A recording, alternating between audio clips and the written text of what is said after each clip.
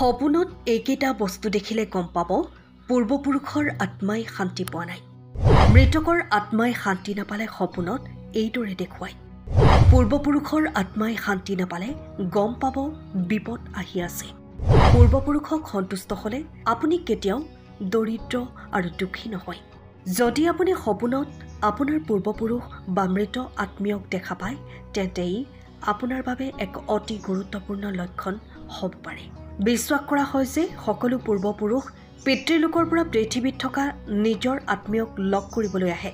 এই সময়ত মৃতসকলে তেওঁলোকৰ আত্মীয়ৰ সৈতে যোগাযোগ কৰে। পূৰ্বপুৰুষক সন্তুষ্ট কৰিবলৈ শ্ৰদ্ধা, তৰ্পণ, পিণ্ডদান আৰু দান বৰঙণি আদি অনুষ্ঠান সম্পন্ন কৰা হয়। পূৰ্বপুৰুষৰ আত্মাৰ শান্তিৰ বাবে দান ধৰ্ম পালন কৰা হয়। আমাৰ জীৱনত পূৰ্বপুৰুষৰ গুৰুত্ব। আমাৰ পূৰ্বপুৰুষসকল আমাৰ পৰিয়ালৰ সুৰক্ষাৰ ঢাল। গতিকে নিজৰ পূৰ্বপুৰুষ অৰ্থাৎ মৃত আত্মীয়ক দুখ দিব নালাগে বা অপমান কৰিব নালাগে। ভগৱান শ্ৰীকৃষ্ণই কৈছে যে যি ব্যক্তিয়ে নিজৰ পূৰ্বপুৰুষক সন্তুষ্ট কৰে তেওঁ জীৱনত কেতিয়াও দৰিদ্ৰ আৰু অসুখী নহয়।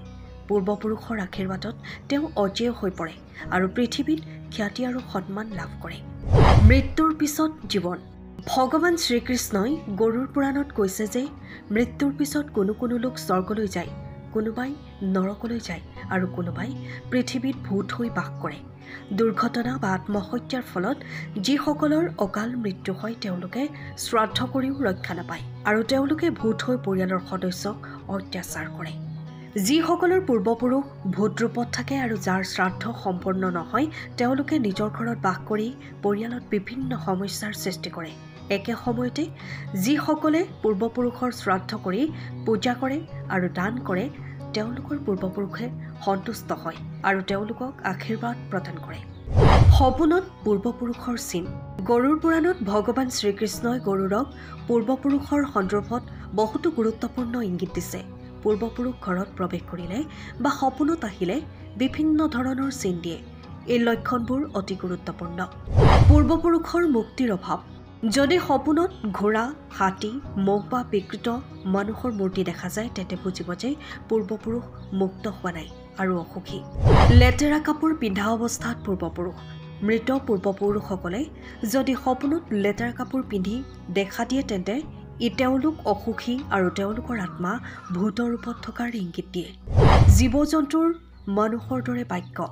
যদি আপুনি সপোনত কুকুৰ, মহ বা গৰু আদি জন্তুৱে মানুহৰ দৰে কথা কোৱা দেখিছে তেন্তে বুজিব যে পূৰ্বপুৰুষৰ আত্মাই শান্তি পোৱা নাই। পূৰ্বপুৰুষৰ পৰা কিবা এটা বিচৰা। আপোনাৰ সপোনত আপোনাৰ পূৰ্বপুৰুষসকলে কিবা এটা বিচৰা দেখিলে তেওঁলোকৰ কিবা এটা অপূৰণীয় ইচ্ছা আছে যিটো পূৰণ কৰিবলৈ আপুনি দান কৰা উচিত। মূৰত আদৰ। সপোনত যদি পূৰ্বপুৰুষসকলে আপোনাৰ মূৰত আদৰ কৰা দেখা পায় তেন্তে সেয়া এক শুভ লক্ষণ আৰু ইয়াৰ অৰ্থ হ'ল তেওঁলোক আপোনাৰ ওপৰত সন্তুষ্ট। হাত আগবঢ়াই দিয়া। সপোনত যদি পূৰ্বপুৰুষসকলে আপোনাৰ ফালে হাত আগবঢ়ায় তেন্তে সেয়াও শুভ লক্ষণ আৰু তেওঁলোকে আপোনাক আপোনাৰ কামত সফলতাৰ আশীৰ্বাদ দিছে। হঠাৎ নোহোৱা হৈ যোৱা। সপোনত যদি পূৰ্বপুৰুষসকল হঠাতে নোহোৱা হৈ যায় তেন্তে ই এক অশুভ লক্ষণ আৰু আগতীয়া বিপদৰ ইংগিত দিয়ে। খঙাল অৱস্থাত পূৰ্বপুৰুষ। সপোনত খঙাল পূৰ্বপুৰুষক দেখাৰ পৰা অনুমান কৰিব পাৰি যে তেওঁলোকে আপোনাৰ ওপৰত খং কৰিছে আৰু আপোনাৰ কাৰ্যৰ ফলত ক্ষতি হ'ব পাৰে। পূৰ্বপুৰুষৰ কান্দোন দেখা। সপোনত যদি পূৰ্বপুৰুষক কান্দি থকা দেখা যায় তেন্তে সেয়া আগতীয়াকৈ ডাঙৰ বিপদৰ লক্ষণ হ'ব পাৰে। সুস্থ আৰু সুখী পূৰ্বপুৰুষ। সপোনত পূৰ্বপুৰুষক সুস্থ, সুখী আৰু উজ্জ্বল কাপোৰ পিন্ধা দেখাটো শুভ বুলি গণ্য কৰা হয়। ইয়াৰ দ্বাৰা তেওঁ মুক্তি লাভ কৰাৰ লক্ষণ দেখা যায়। এইদৰে গৰুড় পুৰাণত সপোনত পূৰ্বপুৰুষৰ লক্ষণৰ গুৰুত্বৰ বিষয়ে ব্যাখ্যা কৰা হৈছে। আশা কৰোঁ এই তথ্য আপোনালোকৰ বাবে উপযোগী হ'ব। ভিডিঅ'টো লাইক কৰক আৰু কমেণ্টত জয় শ্ৰীকৃষ্ণ লিখিবলৈ নাপাহৰিব। লগতে চেনেলটো ছাবস্ক্ৰাইব কৰি দিব। ধন্যবাদ।